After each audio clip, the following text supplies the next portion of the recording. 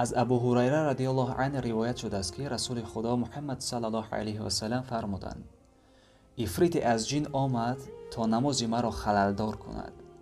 خدا مرا بار قدرت داد، من او را گرفتم و خواستم به ستون مسجد ببندم تا صبح شما او را ببینید.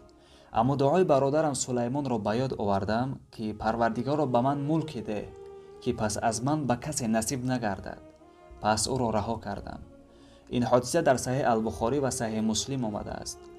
دعایی که پیامبر صلی الله علیه و سلم به یاد آوردند در قرآن در سوره صاد آیت 35 آمده است و به حضرت سلیمان علیه السلام تعلق دارد.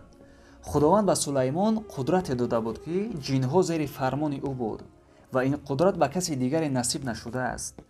از صحابه دیگر عبدالله ابن مسعود رضی الله عنه روایت شده است که شب رسول خدا صلی الله علیه و سلم از نزد صحابه ها ناپدید شد.